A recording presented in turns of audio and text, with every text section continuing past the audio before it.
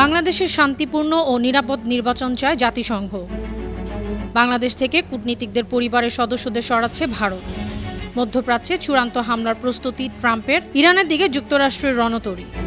যুক্তরাষ্ট্র হামলা করলে সর্বস্ব দিয়ে পাল্টা জবাব দেওয়ার হুঁশিয়ারি ইরানের।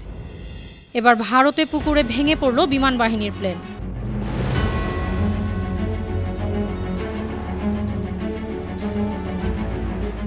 শুনছিলেন সংবাদ শিরোনাম। সবাইকে স্বাগত জানাচ্ছি বিশ্বজুড়ে প্রতিদিনে বিশ্বের বিভিন্ন প্রান্তের সবশেষ তথ্য জানাতে আপনাদের সঙ্গে আছি আমি অনন্যা চৈতি। বাংলাদেশের শান্তিপূর্ণ, নিরাপদ ও অংশগ্রহণমূলক নির্বাচনী পরিবেশ নিশ্চিত করার উপর গুরুত্ব আরোপ করেছে জাতিসংঘ।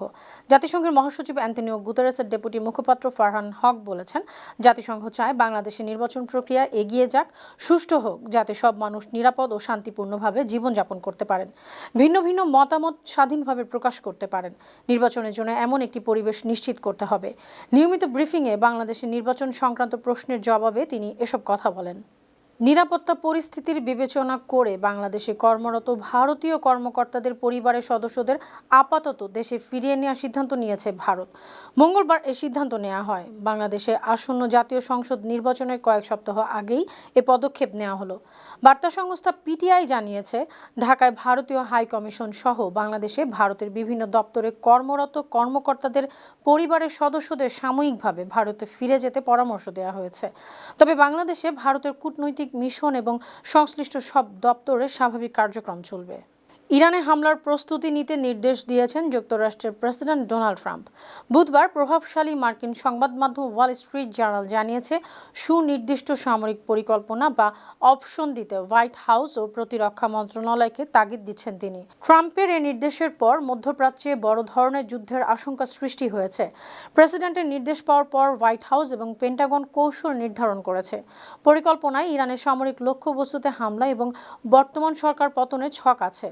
বিকল্প হিসেবে ইরানের ইসলামিক বিপ্লবী গার্ডের গুরুত্বপূর্ণ অবকাঠামোগুলোতে সীমিত আকারে আকাশপথে হামলার বিষয়টিও বিবেচনায় আছে। যুক্তরাষ্ট্র নতুন করে হামলা চালালে সর্বশক্তি দিয়ে পাল্টা হামলা চালানো হবে, এমনই হুঁশিয়ারি দিয়েছেন ইরানের পররাষ্ট্রমন্ত্রী আব্বাস আরাগচি। মার্কিন সংবাদ মাধ্যম ওয়াল স্ট্রিট জার্নালে বুধবার প্রকাশিত এক মতামত কলামে তিনি বলেন, 2025 সালের জুনে ইরান যে সংযম দেখিয়েছিল এবার তা দেখানো হবে না।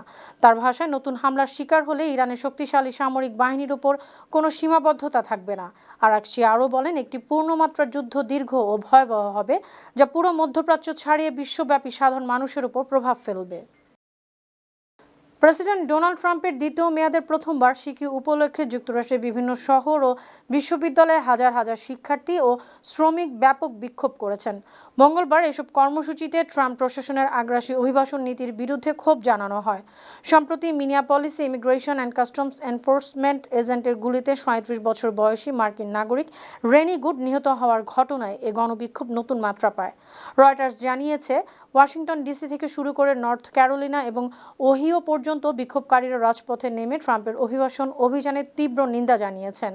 বাংলাদেশ সহ 75 দেশের জন্য যুক্তরাষ্ট্রের অভিবাসন ভিসা প্রক্রিয়া আজ বুধবার থেকে অনির্দিষ্টকালের জন্য স্থগিত হচ্ছে।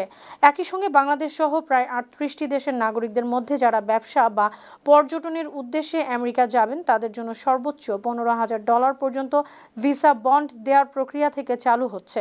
গত 14 জানুয়ারি বাংলাদেশ সহ 75টি দেশের অভিবাসীদের জন্য অভিবাসন ভিসা প্রক্রিয়াকরণ স্থগিত করার কথা ঘোষণা করে ট্রাম্প প্রশাসন। 75 দেশের তালিকায় দক্ষিণ এশিয়ার মধ্যে বাংলাদেশ ছাড়াও পাকিস্তান, আফগানিস্তান, নেপাল ও ভুটানও রয়েছে।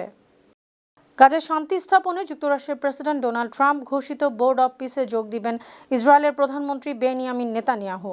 বুধবার ইসরায়েলি প্রধানমন্ত্রীর দপ্তর এ তথ্য জানিয়েছে। ট্রাম্প নিজেই বোর্ড অব পিসের আজীবন চেয়ারম্যান থাকবেন। নেতানিয়াহু ছাড়াও বিভিন্ন দেশের রাষ্ট্রপ্রধানকে বোর্ডে যোগ দেওয়ার আহ্বান জানানো হয়েছে। ট্রাম্প বলেছেন, যেসব দেশ $1 বিলিয়ন দিবে তারা বোর্ড অব পিসের আজীবন সদস্য হতে পারবে। কোনো কূটনীতিক বলেছেন, এই সংগঠন ভবিষ্যতে জাতিসংঘের বিকল্প হতে পারে। ট্রাম্প নিজেও বলেছেন, বোর্ড অব পিস হয়তো একসময় জাতিসংঘের স্থলাভিষিক্ত হতে পারে। সুইজারল্যান্ডের দাভোসে ওয়ার্ল্ড ইকোনমিক ফোরামের বার্ষিক সম্মেলনে যাওয়ার পথে মার্কিন প্রেসিডেন্ট ডোনাল্ড ট্রাম্পকে বহনকারী বিশেষ উড়োজাহাজ এয়ারফোর্স ওয়ানে বৈদ্যুতিক গোলযোগ দেখা দিয়েছে। এ কারণে সেটিকে মেরিল্যান্ডের জয়েন্ট বেস অ্যান্ড্রুজে ফিরিয়ে নেওয়া হয়েছে। বুধবার সিএনএনের সংবাদদাতা কেইট লান কলিন্স জানিয়েছেন, স্থানীয় সময় রাত 11:07 দিকে এয়ারফোর্স ওয়ান নিরাপদে বিমান ঘাঁটিতে অবতরণ করেছে। এ পরিস্থিতির কারণে প্রেসিডেন্টের বিদেশ সফর সাময়িকভাবে বাধাগ্রস্ত হয়েছে। উল্লেখ্য, ট্রাম্পের উড়োজাহাজের যান্ত্রিক ত্রুটি এটিই প্রথম নয়। এর আগে গত বছরের সেপ্টেম্বরেও হাইড্রোলিক সমস্যার কারণে তাকে বহনকারী হেলিকপ্টারটি জরুরি অবতরণ করেছিল।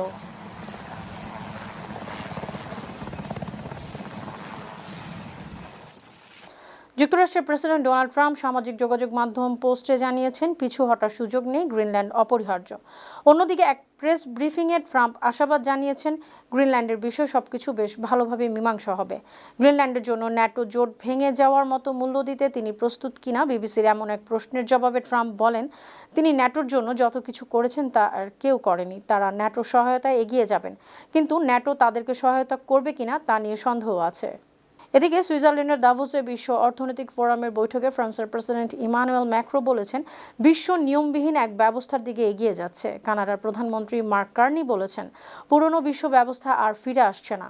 মঙ্গলবার সন্ধ্যায় বিবিসি নিউজ নাইটকে দেয়া সাক্ষাৎকারে গ্রিনল্যান্ডের শিল্প ও প্রাকৃতিক সম্পদ বিষয়ক মিনিস্টার নাথানিয়েলসন বলেছেন, ট্রাম্পের দাবিতে গ্রিনল্যান্ডবাসী বিস্মিত। ইউরোপীয় কমিশনের president Ursula von der Leyen জানিয়েছেন, ইউরোপের দেশগুলোর জন্য ট্রাম্পের প্রস্তাবিত অতিরিক্ত শুল্ক আরোপ ভুল সিদ্ধান্ত।